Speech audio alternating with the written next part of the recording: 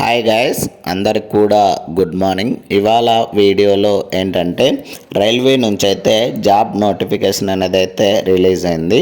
So employment notification number వచ్చేసరికి CEN03/2025 అని అయితే ఇవ్వడం అయితే జరిగింది.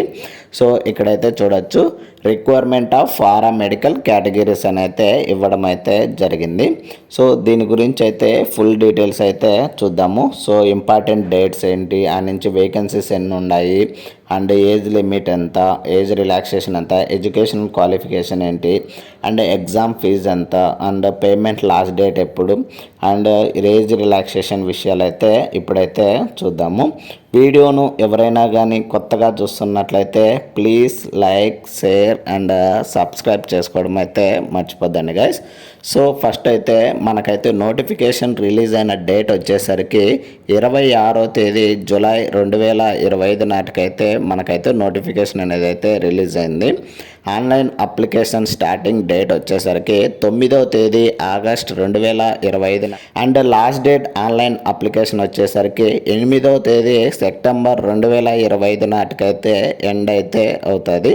అండ్ పేమెంట్ లాస్ట్ డేట్ వచ్చేసరికి 10వ తేదీ సెప్టెంబర్ 2025 నాటికైతే ఎండ్ అయితే అవుతుంది. సో మనం ఏంటంటే ఆన్లైన్ అప్లికేషన్ ఫిల్ చేసిన తర్వాత ఇన్ కేస్ ఏదైనా మిస్టేక్స్ చేసామంటేనా, సో వాటికి ఏంటంటే మాడిఫికేషన్ కోసము అండ్ కరెక్షన్స్ కోసం అయితే మనకైతే మళ్ళీ డేట్ ఇవ్వడం జరుగుతుంది. సో అది వచ్చేసరికి 11వ తేదీ సెప్టెంబర్ 2025 నుండి 20వ తేదీ సెప్టెంబర్ 2025 వరకు అయితే మనకైతే టైం అనేది అయితే ఇవ్వడం అయితే జరుగుతుంది. అండ్ ఎవరైతే క్యాండిడేట్స్ వచ్చేసరికి అప్లికేషన్ పోర్టల్ ఏదైనా ఎలిజిబుల్ స్క్రైబ్ వచ్చేసరికి 21వ తేదీ సెప్టెంబర్ 2025 నుండి 25వ తేదీ సెప్టెంబర్ 2025 నాటి వరకు అయితే ఇవ్వడం అయితే జరిగింది. అండ్ మనకు నోటిఫికేషన్ వేకెన్సీ డీటెయిల్స్ అయితే ఇక్కడైతే ఇవ్వడం జరిగింది. అంటే శాలరీ విషయాలు అండ్ పే స్కేల్ ఎంత అండ్ వేకెన్సీ అన్ని, ఏజ్ లిమిట్ ఎంత అనేది అయితే చూద్దాము. సో ఫస్ట్ ఇక్కడ చూడొచ్చు, సీరియల్ నెంబరు, పోస్ట్ నేమ్ ఏంటి, అండ్ ఏ లెవెల్ ప్రకారం అయితే మనకు శాలరీ ఇస్తారు. సో 7th CPC ప్రకారము, అండ్ ఇనిషియల్ శాలరీ ఎంత, అండ్ మెడికల్ స్టాండర్డ్స్ ఏంటి, అండ్ ఏజ్ లిమిట్ ఎంత. సో ఈ యొక్క ఏజ్ లిమిట్ అనేది 1 జనవరి 2026 ప్రకారం అయితే మనకైతే ఏజ్ లిమిట్ అనేది అయితే తీసుకుంటున్నారు. అండ్ మొత్తం వేకెన్సీ అయితే ఎన్ని ఉన్నాయని అయితే ఇవ్వడం జరిగింది. సో ఫస్ట్ వచ్చేసరికి నర్సింగ్ సూపరింటెండెంట్ అండి. ఇది వచ్చేసరికి as per 7th CPC level 7 ప్రకారం అయితే మనల్ని అయితే తీసుకోబోతున్నారు. సో మినిమం శాలరీ వచ్చేసరికి 44,900 అయితే ఇవ్వడం జరుగుతుంది. అండ్ మెడికల్ స్టాండర్డ్ వచ్చేసరికి C1 అని అయితే ఇవ్వడం జరిగింది. అండ్ ఏజ్ లిమిట్ విషయానికి వచ్చేసరికి 20 నుంచి 40 సంవత్సరాల మధ్యలో అయితే ఏజ్ లిమిట్ అనేది అయితే ఉండాలని అయితే చెప్తున్నారు. సో మొత్తం మనకు రిలీజన్ జాబ్స్ వచ్చేసరికి 272 జాబ్స్ అయితే మనకైతే రిలీజ్ కావడం అయితే జరిగింది. అండ్ నెక్స్ట్ సెకండ్ వన్ వచ్చేసరికి డయాలసిస్ టెక్నీషియన్ అండి. So level 6 as per 7th CPC ప్రకారం అయితే మనకైతే శాలరీ ఇవ్వడం జరుగుతుంది. అండ్ శాలరీ వచ్చేసరికి మినిమం వచ్చేసరికి 35,400 అయితే శాలరీ ఇవ్వడం జరుగుతుంది. అండ్ మెడికల్ స్టాండర్డ్ వచ్చేసరికి B1 అయితే ఇవ్వడం జరిగింది. అండ్ ఏజ్ లిమిట్ విషయానికి వచ్చేసరికి 20 నుంచి 33 సంవత్సరాల మధ్యలో అయితే ఉండాలి ఈ యొక్క డయాలసిస్ పోస్ట్కి. అండ్ ఇవి వచ్చేసరికి మొత్తం 4 వేకెన్సీ అయితే రిలీజ్ కావడం అయితే జరిగింది. అండ్ నెక్స్ట్ మూడోది వచ్చేసరికి health and malaria inspector grade 2 అని అయితే ఇవ్వడం జరిగింది.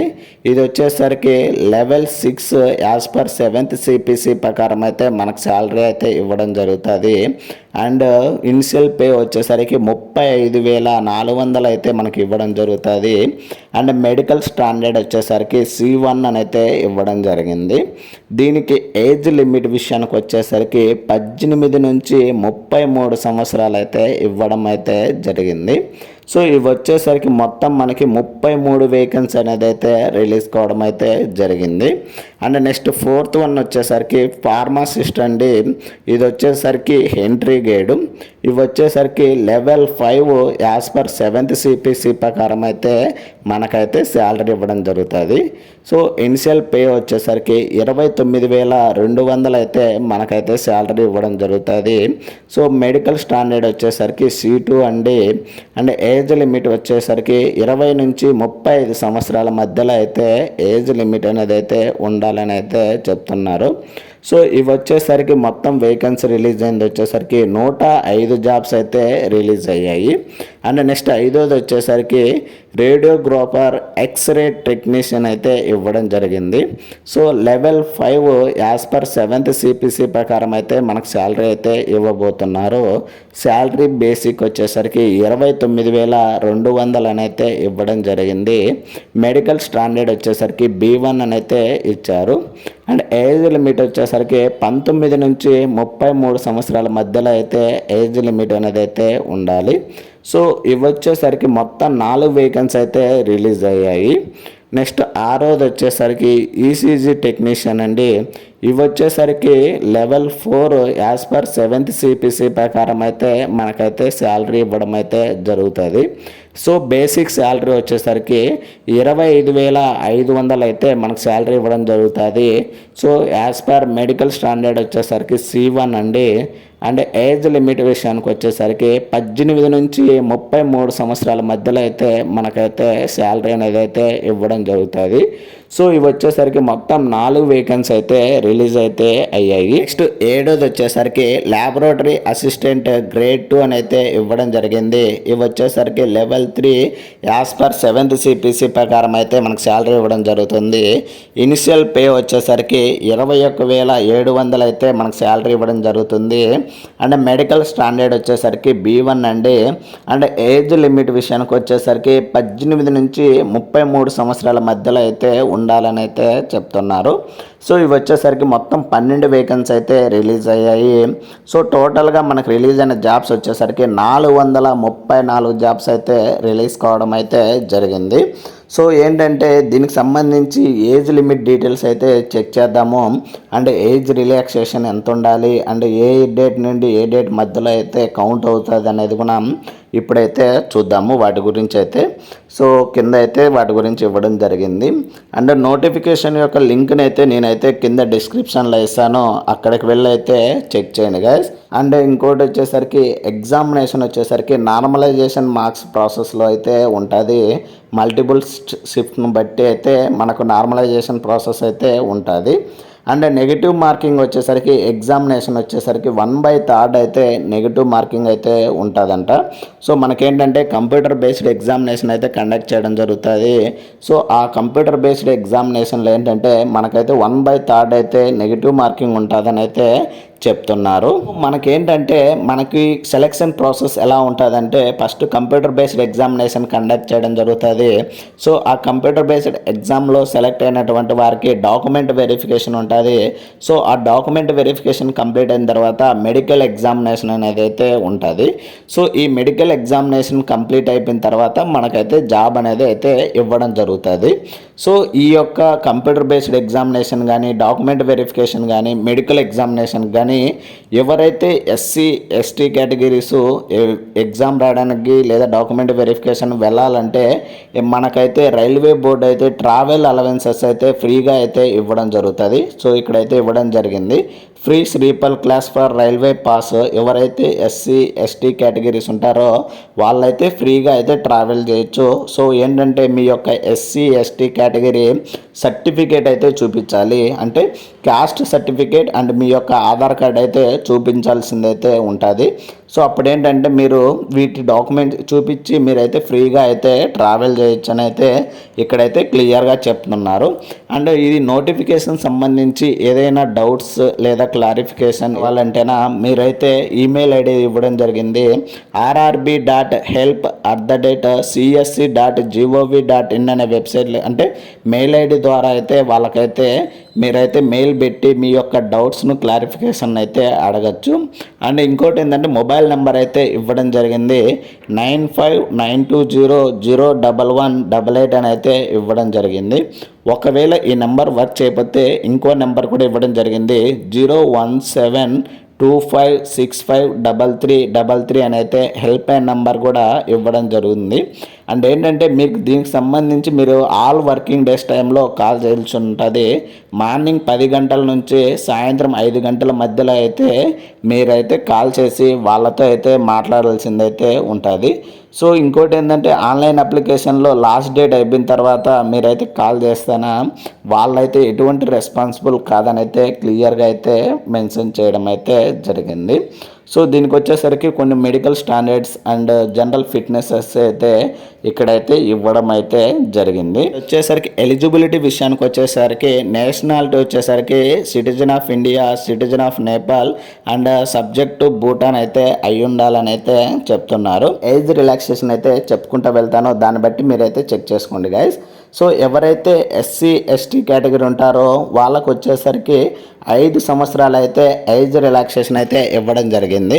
అండ్ ఎవరైతే ఓబీసీ నాన్ క్రిమి లాయర్ సర్టిఫికేట్ క్యాండిడేట్స్ ఉంటారో వాళ్ళకు వచ్చేసరికి 3 ఇయర్స్ అయితే ఇవ్వడం జరిగింది. అండ్ ఎవరైతే ఎక్స్ సర్వీస్ మ్యాన్ ఉంటారో వాళ్ళకు వచ్చేసరికి ఓసీ అండ్ ఈడబ్ల్యూఎస్ క్యాండిడేట్స్కి వచ్చేసరికి 3 ఇయర్స్ అయితే ఇవ్వడం అయితే జరిగింది.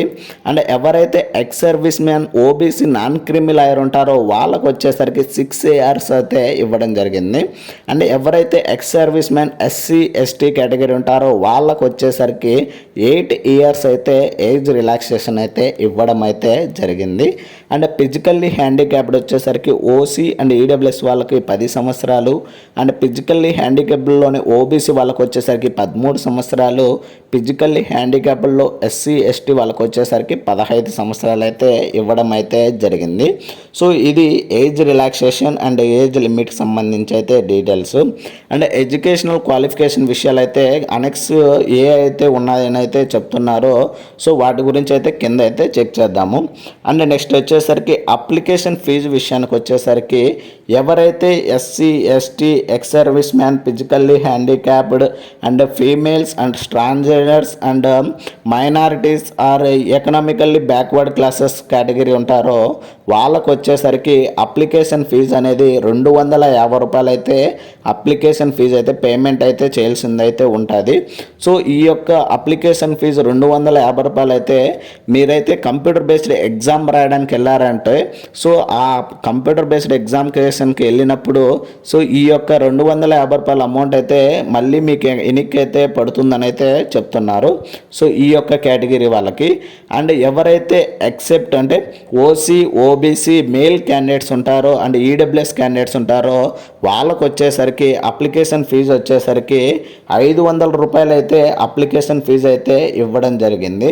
సో ఈ యొక్క OBC EWS and OBC mail candidates ఉంటారో వాళ్ళైతే ఎగ్జామ్ వేయడానికి వెళ్ళారంటేనా 400 రూపాయలు అయితే అమౌంట్ అయితే ఎన్నికైతే మీ యొక్క బ్యాంక్ అకౌంట్లో అయితే పడుతుందని అయితే క్లియర్గా అయితే మెన్షన్ చేయడం అయితే జరిగింది.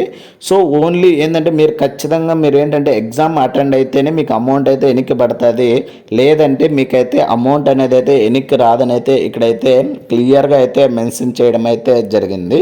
సో పేమెంట్ అనేది ఏంటంటే ఆన్లైన్ ద్వారా మాత్రమే మనమైతే పేమెంట్ చేయాల్సింది అయితే ఉంటుంది. అండ్ మైనారిటీ కేటగిరీ కిందకి ఎవరెవరు వస్తారని అయితే ఇక్కడైతే క్లియర్గా అయితే డీటెయిల్స్ ఇవ్వడం అయితే జరిగింది. సో పేమెంట్ అనేది వన్స్ పేమెంట్ చేసిన తర్వాత మీరైతే ఖచ్చితంగా ఎగ్జామ్ రాస్తేనే మీ యొక్క అమౌంట్ అనేది అయితే ఎన్నికైతే వస్తుంది. నెక్స్ట్ వచ్చేసరికి రిక్వైర్మెంట్ ప్రాసెస్లో మనకేంటంటే కంప్యూటర్ బేస్డ్ ఎగ్జామినేషన్ అయితే ఉంటుందని అయితే చెప్పాం కదా.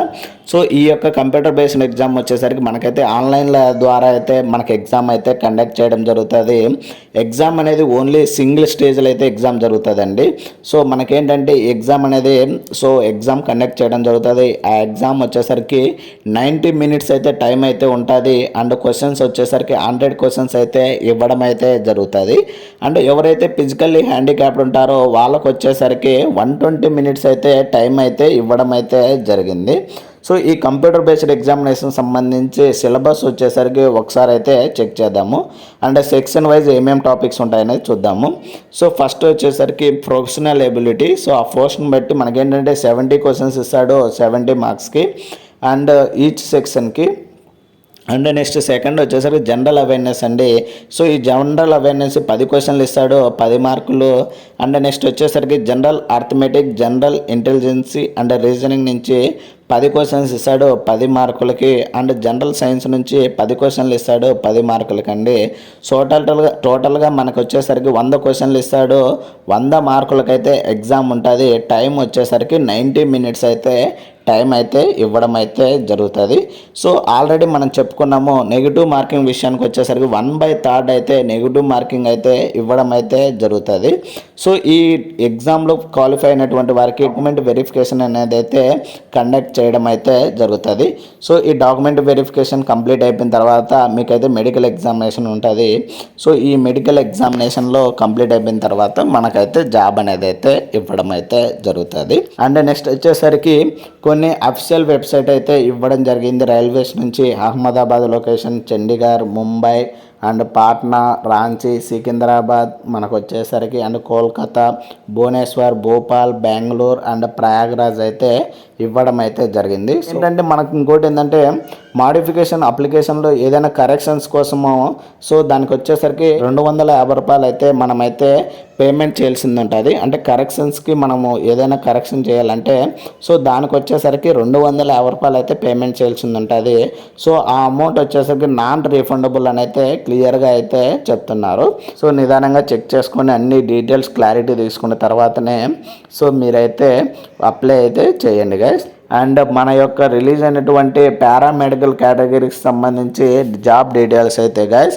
సో ఇది ఇవాల్టి వీడియోలో. ఇలాంటి మరిన్ని వీడియోస్ అండ్ మరిన్ని అప్డేట్స్ కోసం please like, share and subscribe చేసుకోవడం అయితే మర్చిపోద్దండి guys. Thank you for watching.